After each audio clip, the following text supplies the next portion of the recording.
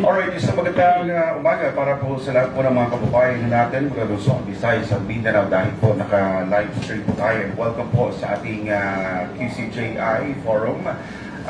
It's a regular forum ng Quezon City Journalist Incorporated. Sa lahat po ng mga kapartner po natin, ng mga media from TV, radio, and print, and social media as well. Good morning po. At ang QCJI Forum ay hatid po sa inyo ng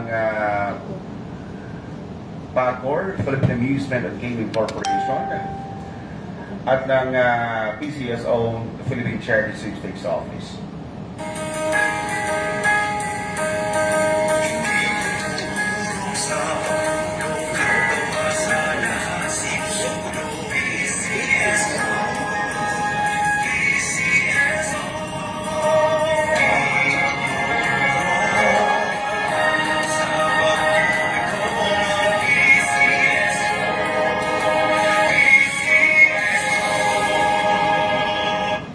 At syempre, ang forum din ito ay sa pagpugnayan ng tanggapan ng ating mahal na Alcalde Mayor Joy Belmonte and Vice Mayor Gian Soto. And once again, good morning sa lahat at nagpapasalamat din tayo sa lahat po ng mga resource persons po natin na tumugon sa ating imbitasyon. Unahin po muna natin mula sa DPOS, the Public Order and Safety, Colonel Remigio Gregorio, retired. Sir, good morning po and welcome po again sa forum po natin. Opening statement na po natin again. Good morning po. Lagi naman po ang Department of Public Order and Safety ay katulong ng mamamayan ng taga Quezon City o new citizen. At tayo naman ay patuloy din ang pagsuporta lalong-lalo na sa Quezon City Journalist Group Incorporated. At nandito nga tayo para kung ano man ang madidiscuss natin dito ay maibahagi natin sa mga taga Quezon City at saka sa lahat na ng mamamayan sa buong Pilipinas. Maraming salamat, Colonel. And of course, from Quezon City Health Department po natin, Dr. Charlene D. Una. Hello po, good morning. Charlene D. Una po from Quezon City Health Department, and thank you po for having me here. Ang mga kawani po ng Quezon City Health Department ay lagi naman pong under service sa mga mamamayan po ng Quezon City, lalo na po sa promoting po ng kanilang mga kalusugan po. Maraming salamat po. And of course, Engineer Rihanna Jeline Garcia, ang representative po ng DNR Environmental Management Bureau ng National Capital Region. Ma'am, good morning po. Isa pong makakaligasang umaga sa ating lahat. Bali, ako po yung representative from DNR, EMB, NCR. Bali po yung office po namin is willing naman po mga laga ng ating kalikasan. Alright, at syempre, unahin na agad natin ang ating pangungumusta sa lahat po ng mga departamento na kinabibilangan ng ating mga resource persons. Dahil nga naman kalikasan ang napakahalaga sa ating pamahalaan. Kung wala ang kalikasan, abay hindi tayo mabubuhay tatagal. Unahin muna natin from DNR. Kumusta po? Hanggang ngayon po, mainit-init ang usapin doon sa nangyari sa Navotas fire, doon sa landfill. Kumusta na po ang update ng DNR po dito? Ayan. Bali, ngayong umaga po is ang range po ng ating air quality is nasa moderate tsaka good naman po. So, ibig sabihin, wala pong bantang panganib sa ating kalusugan. So, makakalabas po tayo ng maayos at wala pong, yun nga po, walang bantang. Hindi po kailangan mag-face mask ngayong araw na to. Opo. Pero particularly doon sa Navotas, kumusta po ang sitwasyon ng air quality natin? At the same time, yung health ng lugar? Ayun po, as of 9 a.m. po,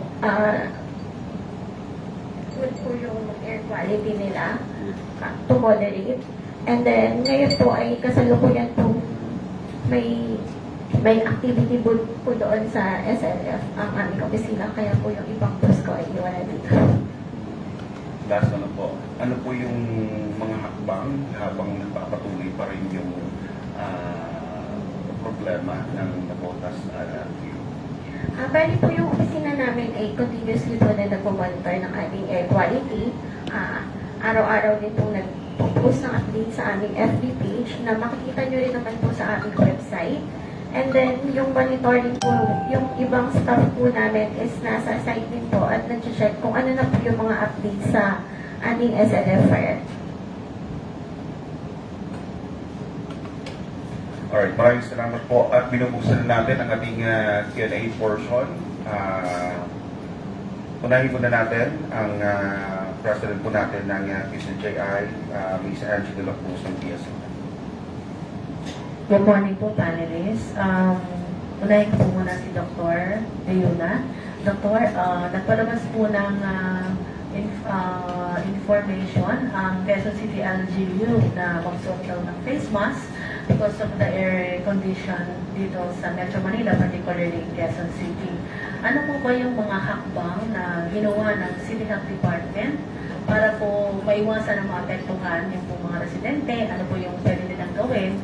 At gano'n na rin po, ngayon po na mainit din yung panahon, tapos meron po tayong sa air condition, yung condition po ng hangin dito sa ating lugar.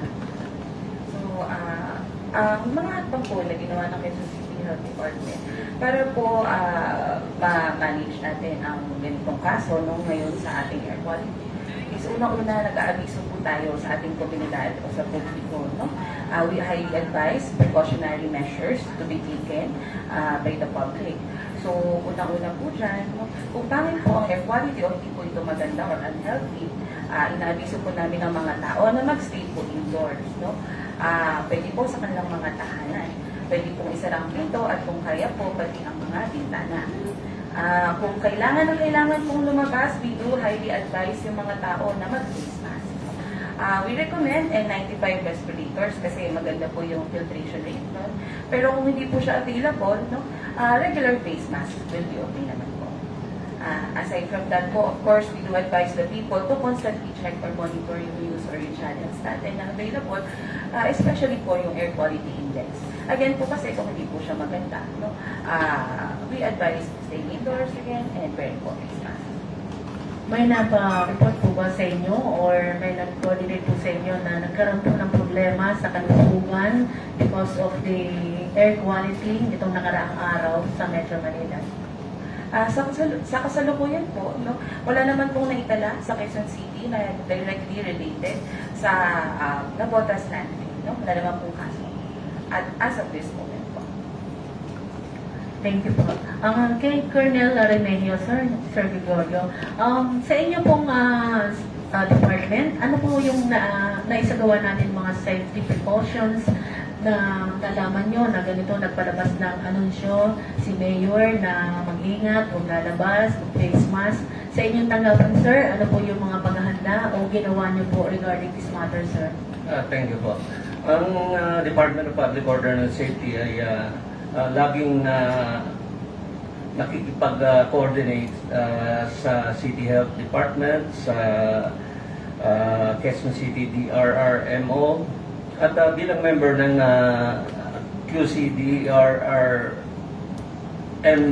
Council, tayo ay lagi nakamonitor sa katulad nga ng sabi ni Doktora na yung air quality index ng Quezon City ay meron tayong mga alert level. Merong green, may yellow, may orange, may violet, at merong maroon.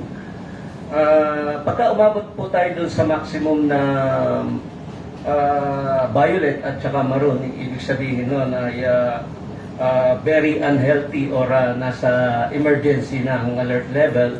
Ang DPOS po, katulad ng ginawa natin ng COVID-19 pandemic, ay kami ay magre-respond at makikipagtulungan sa DRRMO, sa City Health at saka sa mga ospital at para kung ano man yung mga kailangang emergency measures o kailangang magkaroon ng massive inflow ng mga patient, tutulungan natin para mag-crowd control tayo para ma-secure. Opo. Colonel, nitong nakaraang araw, nag-monitor kayo. Ano po yung napaulat sa inyo na kulay na based dun po sa monitoring sa air quality dito po sa Quezon City? So far po, ang Quezon City ay majority ay nasa green at saka yellow. At pagka naman po nasa alert level green and yellow, ibig sabihin po noon ay walang dapat ikabahala. Ibig sabihin walang babala. Nasa normal pa rin yun. Although katulad na nasabi nga ni Doktora, na ini-encourage pa rin yung magsuot ng mga face mask, lalo na yung N95, para yung mga may problema sa halimbawa ay sa respiratory, yung nagsasuffer sa mga respiratory diseases katulad ng hika, huwag silang maapektuhan. At ganun pa man, in-encourage pa rin natin kung wala silang outdoor activities na importante, ay manatili pa rin sa loob ng mga bahay. Thank you, Colonel. Mon Galvez ng TV5. Good morning po. Sa DENR po sa EMB-NCR. Engineer, kahapon kasi malala very unhealthy in most parts of NCR. Anong difference? Kahapon, may mga triggering factors po ba bakit mas nagiging unhealthy po yung air quality given na more than 2 weeks na po kasi talaga yung fire sa Navotas Sanitary Landfill? Para lang may idea kami, is it the heat o ano ba? Bali, normally po, ang ating air quality is hindi naman po talaga para-parehas kada area. Bali, depende po sa mga nagiging pollutants dito sa kung nasaan po ang ating mga monitoring station. May time po na dun sa area na to, sobrang traffic or may mga activity po sila, tumataas po yung air quality dun sa area na yon. And then, while po sa Navotas, dahil nandun po yung ating, kumbaga, nandun po yung pinanggagalingan na una nating nakita na naging issue. Bali, doon po initially, tumaas, and then ngayon, eventually, nagiging maayos na po yung kalidad ng ating hangin. So, kasi po, matagal na nga 2 weeks na, more than 2 weeks. Ano yung, ba't kahapon parang mas malala siya? Kahapon po, siguro dahil may mga sasakyan po. And then, yung iba po is, may time po kasi na may mga nagiging sunog. So, yung area na nagkakaroon ng sunog sa area natin, tumataas din po yung air quality dun sa area na yon. Thank you po. Mary Bastasan ng Radyo Pilipinas. Good morning po. Kay Engineer Garcia muna po. Ma'am, yung Makati kasi nung nakaraang araw, nag-report din sila na very unhealthy. Clarification lang po sa EMB-NCR, yung po bang pollutant na nakarating na hanggang Makati ay doon pa rin po sa Navotas ng galing? Sa investigation, sa monitoring niyo po? Base po sa monitoring namin is yung part lang po ng sound yung nagkaroon ng hazardous or tumaas po yung kalidad ng hangin. Sa bandang south, so hindi po siya masasabi na totally galing siya doon sa Navotas. Okay. Hindi ko po sure, pero parang may nakita po kasi ako sa balita na nagkaroon ng fire sa Pasay. So malayo siya ma'am dun sa, parang medyo hindi siya connected na sa Navotas landfill. Opo. And ma'am, 50% pa lang daw, or may, ngayon po, hindi PWH sinasabi, 50% na yung naakula, pero may 50% pa ibig sabihin. So, are we expecting na over the next few weeks pa, posible po na parang maging dapat aware ang tao kasi posible magbago-bago pa yung air quality po sa Metro Manila? Opo, dapat po maging aware po tayong lahat at maging, kumbaga, proactive po tayo sa mga advisories ng ating air quality index para alam po natin kung ano yung dapat natin gawin sa ating mga area. Dapat ba, kay Doc Ma'am, dapat ba laging magbaon na ngayon ng face mask muna yung public? Kasi, di ba, no COVID parang nakasanayan. Although ngayon kasi hindi na lahat, yun po yung practice. Dito po sa Quezon City, habang hindi pa tuluyang naaapula, do you advise that na, tas lalo yung N95 yung binanggit ko po kanina? Maganda po yung N95 respirators, lalo na po sa mga taong may sakit sa baga. No? We do recommend na magbaon tayo, lalo na hindi natin ma-predict kasi yung air quality kung kailan siya magiging good, kailan siya magiging unhealthy. So yes, magbaon po tayo as much as possible po. No? Lalo na po again, yung mga may sakit sa baga at so po. And lastly po, on my part, kasi yung DENR po, may binanggit po sila na ipagbabawal yung open and controlled landfill. Dito po ba sa Metro Manila, meron pa po ba tayong minomonitor? Or and even po sa Quezon City, sir, meron po ba open and controlled landfill po na minomonitor din kayo? Sa Quezon City po, wala na kasi yung ating landfill sa May Payatas, matagal na pong naisara yun. Subalit, yung mga karatig lugar na kung saan may open landfill, wala naman sa pamamahala ng Quezon City yun. Pero ganun pa man, kung sakali na magkaroon ng emergency katulad na nangyari ngayon sa Navotas, ready lang ang Quezon City para proteksyonan yung mamamayan natin, para tulungan. At kung kinakailangan tumulong tayo sa mga karatig na syudad o probinsya, ay ready naman ang Quezon City na magpadala ng response team. And sir, tama ba? So yung Payatas, parang medyo bumabalik na yung ganda ngayon ng area. Parang tama ba sir yung nakikita kong post sa social media na madamo na siya and parang ginagamit na rin yung facility ngayon? Tama po. Yung Payatas dating land field doon, ngayon ay mataas na ang damo doon. At actually, ginagawa nga sana yung bike park para makapag-bike yung ating mamamayan. Pero ganun pa man ay sinisigurado natin yung safety ng ating mga mamamayan, lalo na yung mga biker.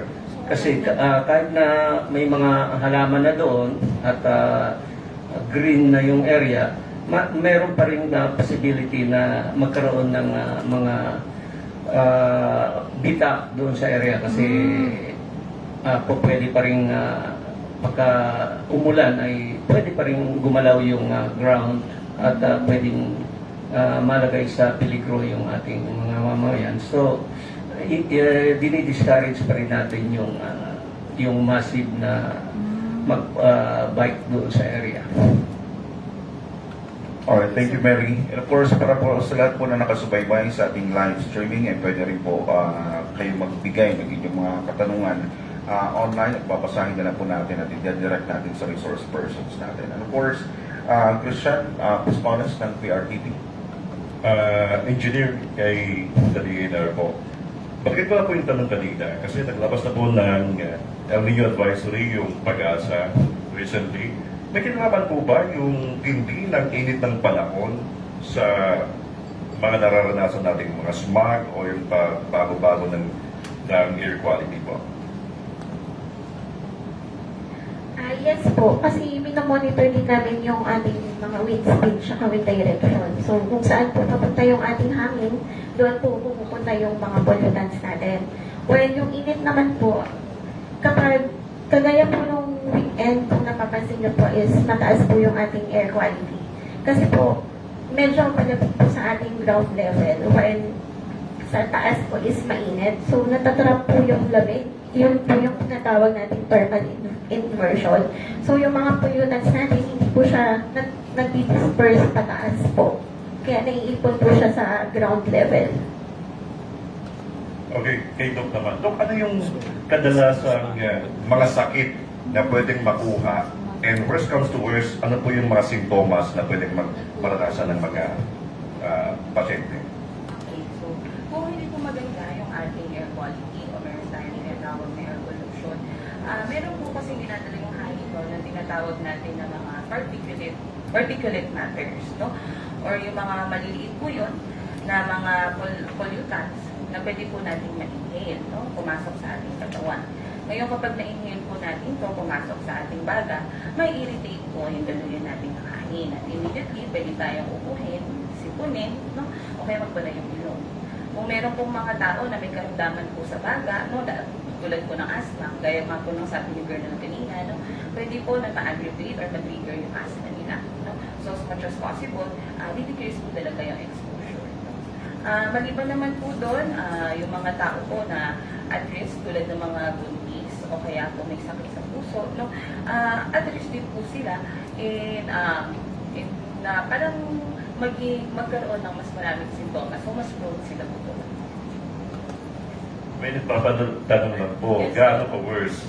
Nakakamatay po ba yung sobrang polluted air? Sobrang polluted air naman po will not directly cause death naman po. No? What can happen though is kung may sakit po tayo sa mga na malubha, no, tapos consistently exposed po tayo doon sa pollutant na yun, no, every day, malapit pa po tayo, no, it can aggravate yung condition nila. So, pwede yung condition nila yung mag-cause yung death. So, again, hindi po siya directly connected. No? Pwede lang tayo ma-expose, ma-irritate yung daluyan ng hangin, umuposipon, ganyan po. No? So, again, as much as possible, yung mga tao pong may sakit o yung mga special populations po natin, mas decrease lang po yung exposure. Thank you so much, kay Police Colonel. Sir, alam namin po may mga city ordinances po tayo like segregation of waste. No? Meron pa rin po mga iba na hindi natin naiiwasan na nagsusunod pa rin ng mga basura sa kanilang mga backyard. So, ano po yung ginagawang hakbang ninyo at anong pong paalala po ninyo? Tama po yun. Bawal po ang magsunog sa Quezon City. Kahit basura ay hindi po pwedeng sunugin. At may ordinansa tayo dito at ang pagpapatupad nitong ordinansa na ito ay tuloy-tuloy, katulad na iba pang mga disciplinary ordinances. Sa ngayon naman po, sa DPOS, bibihira naman po yung nare-receive naming mga complaint tungkol sa pagsusunod. At kung makarating man ang complaint sa amin, ay immediately nire-respondean po natin. At ini-issuean po natin ng ticket kung sino man yung ma-aktuhan natin na nagsusunod ng anything sa mga basura man o ano man. Merong mga cases na halimbawa yung mga nagnanakaw ng mga kable, sinusunog nila para makuha yung tanso. Ano yun, bukod doon sa ordinansa, ay may iba pa silang mga kasong kinakaharap. Iniimbestigahan natin yon kung baka ninakaw nila yung kable sa mga pwede yung mga internet line, pwede electrical line, iniimbestigahan po natin yun. At pagka na-establish natin na meron silang ginawang paglabag, ay tina-turn over po natin sa Quezon City Police District para masampaan ng mas mabigat na criminal cases. Okay, thank you, Christian. Mike Guyagon ng BCF. Engineering Garcia, ma'am.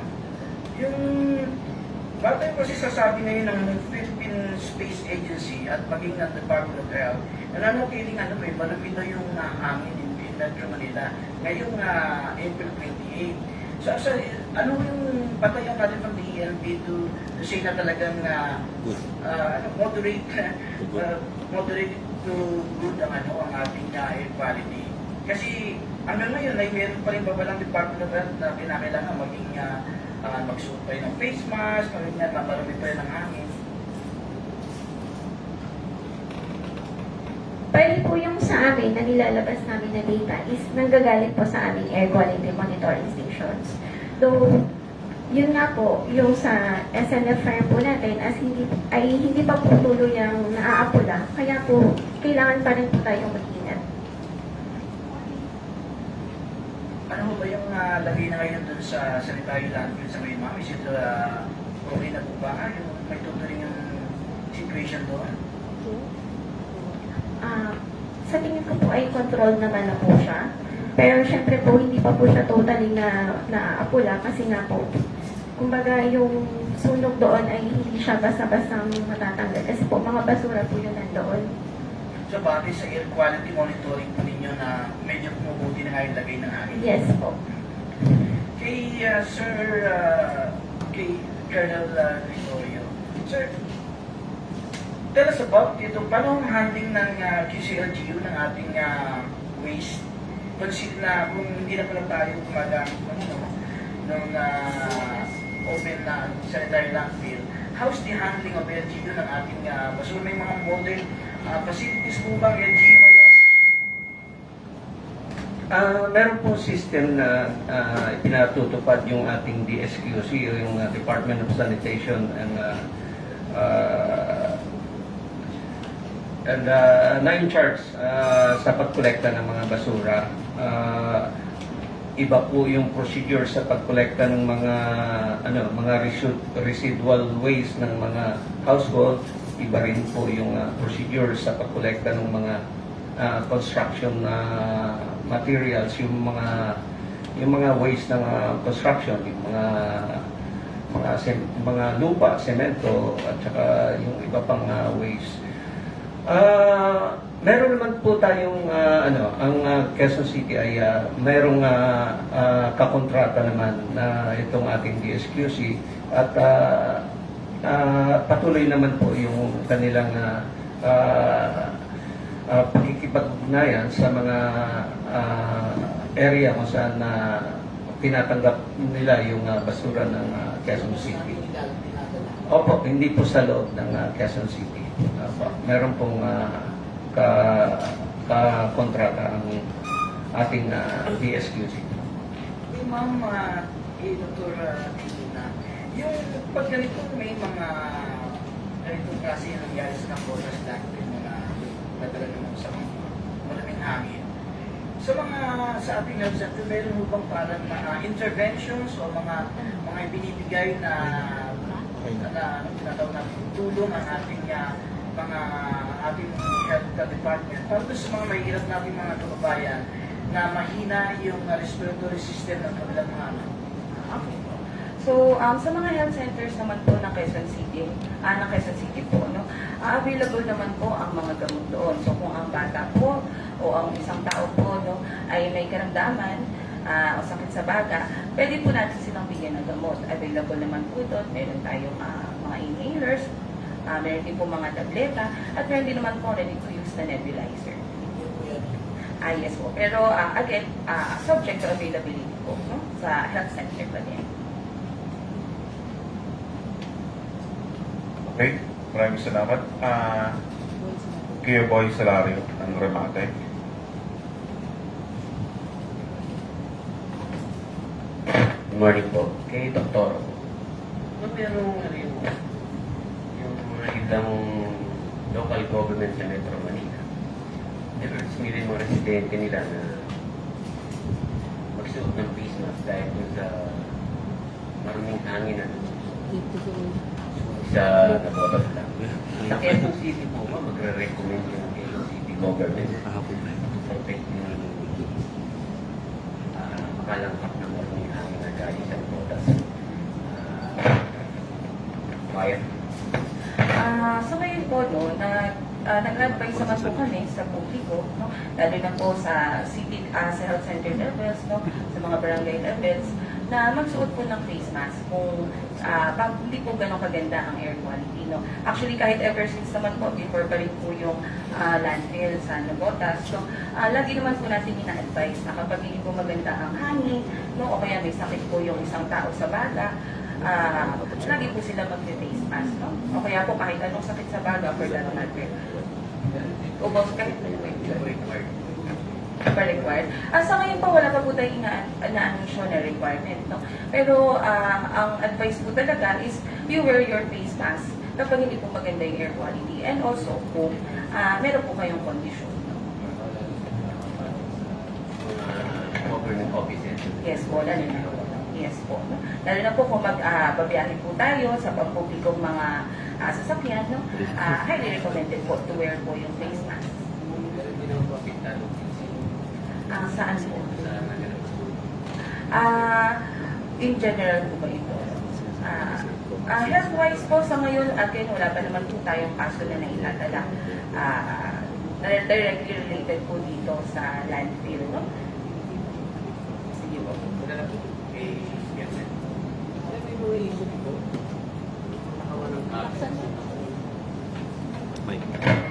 Before, may mga nakawalang kable kasi nusugin yung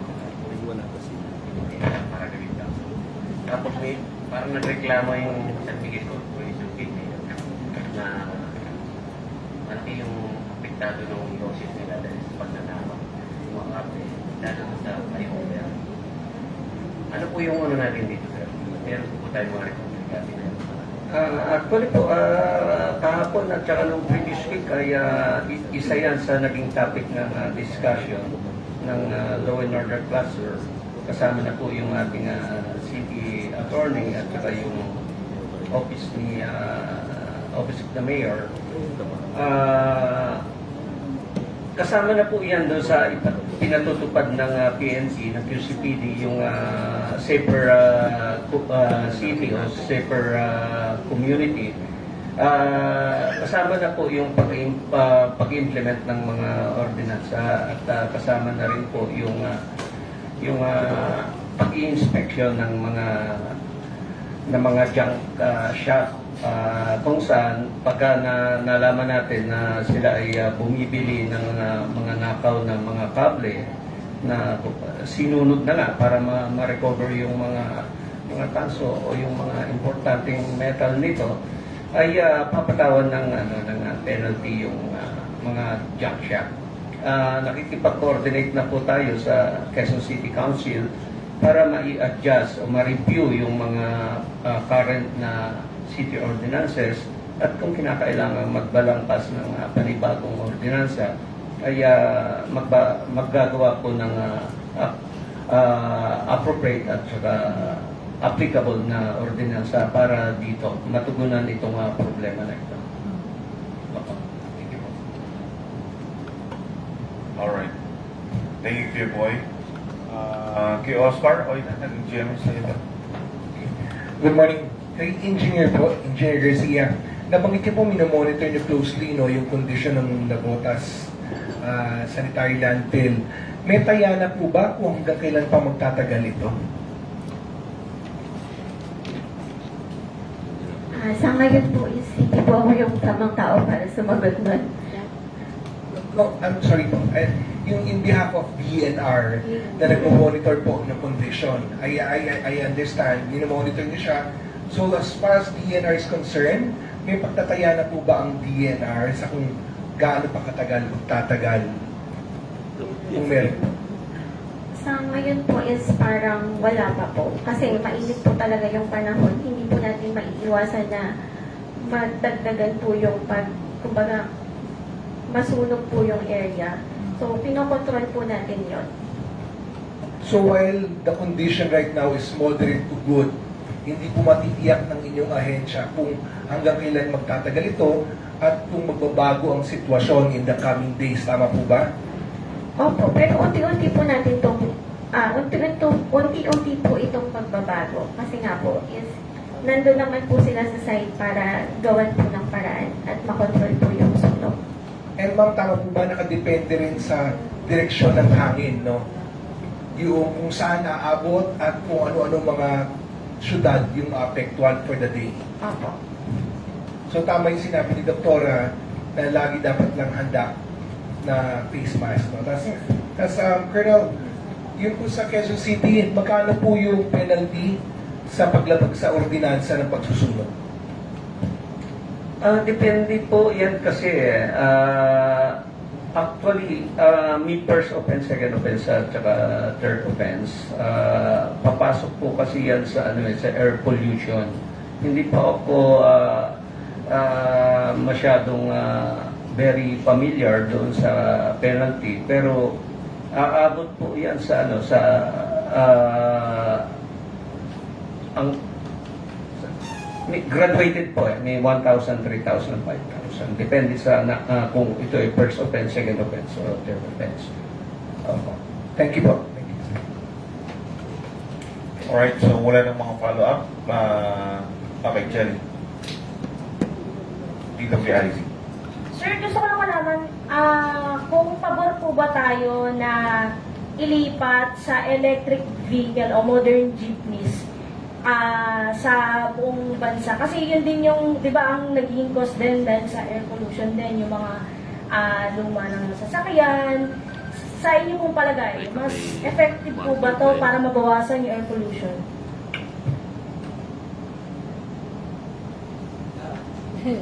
sa DPO, syempre po pabor tayo na maging environmental friendly ang mga vehicles sa buong Pilipinas.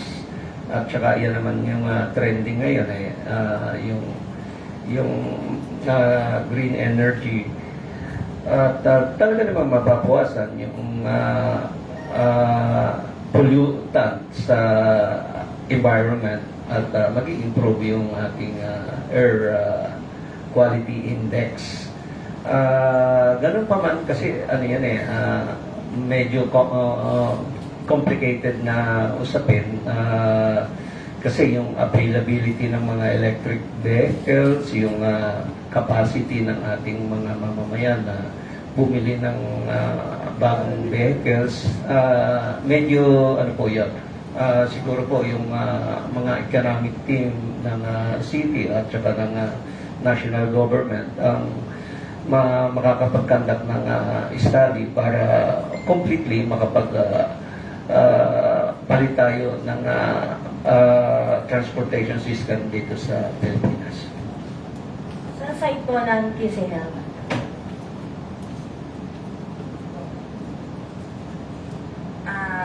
Same question po ba ito regarding sa environmental check? Of course, pag-board po tayo doon sa mas magandang air quality for better health po, no, or decrease yung health risk sa mga tao. So, again, kung less yung air pollution, mas better para sa kalusugan po natin. Last na lang po, yung pinapatupad po sa Metro Manila na number coding scheme, tapos yung emission testing, sa tingin nyo, effective po ba siya na ipinatutupad sa Metro Manila? Sa tingin namin ay effective. Tapos dahil nga nagkaroon ng energy crisis, itong particularly ditong sa petroleum shortage, actually ipinatutupad na natin yung number coding. At the same time, nilesen pa ng mga mamamayan natin ang pagta-travel nila kasi medyo mahal ang gasolina at saka ang diesel.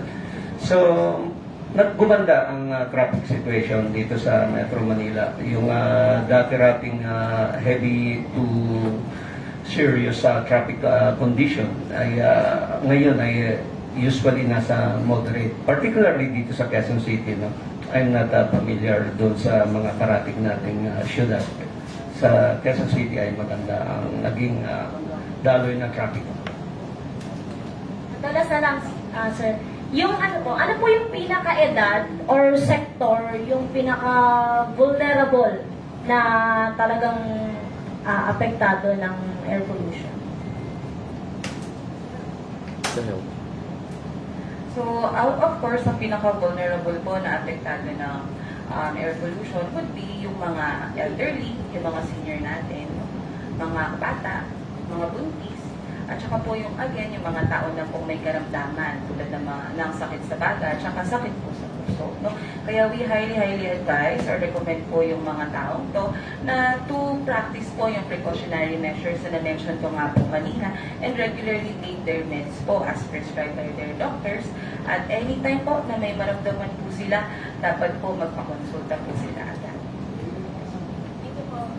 Alright, maraming salamat sa lahat po ng mga kasama natin sa media. And of course, kung may mga clarifications pa kayo, available pa rin po ang ating resource persons maya-maya lang after na natin mag-closing for ambush interviews and supplementals as well. So, bago tayo magtapos, ay kunin muna natin ang mga closing statements ng lahat ng mga resource persons natin. Unahin na natin sa DNR, Engineer Ian. Thank you. Bali po sa ngayon ay patuloy po tayong mag-monitor ng ating air quality index na aming inilalabas sa aming FB page at sa aking website.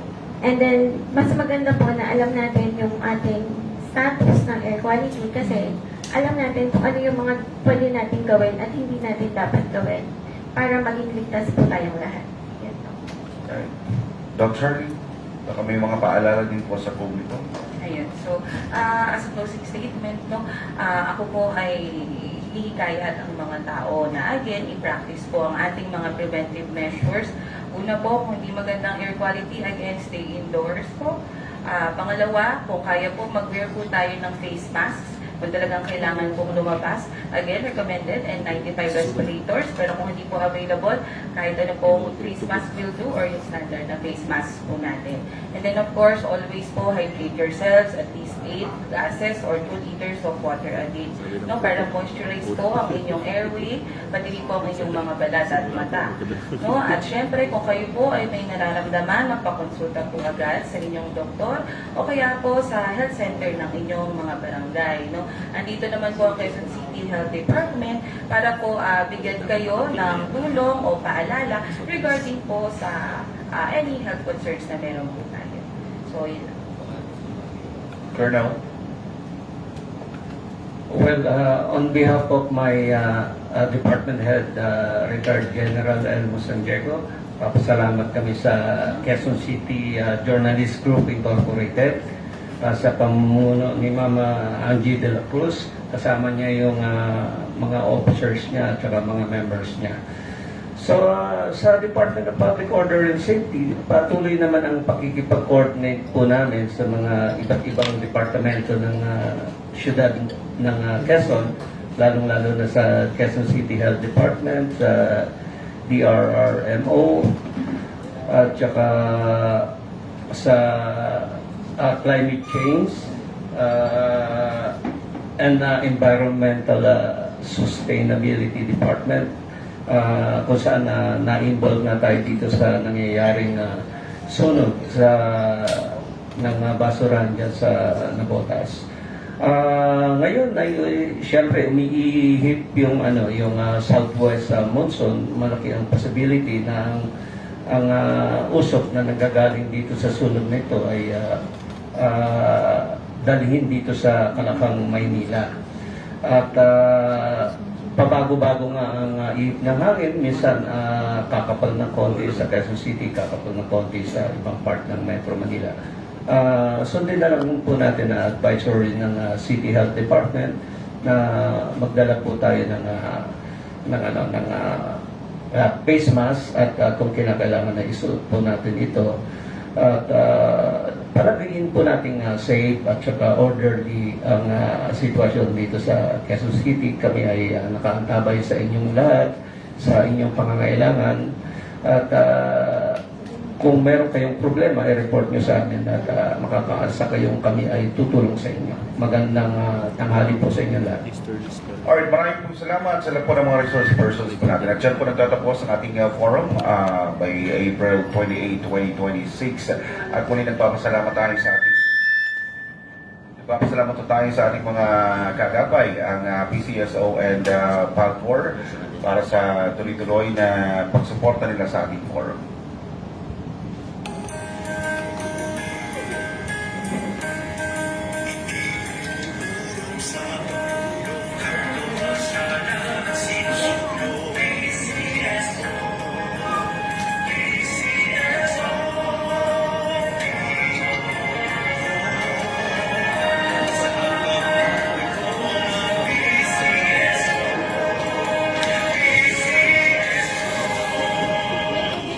At syempre sa ating full sponsor, pasalamatan din natin mula sa National Housing Authority. Maraming po salamat. This has been Paul Montigon from SMNI.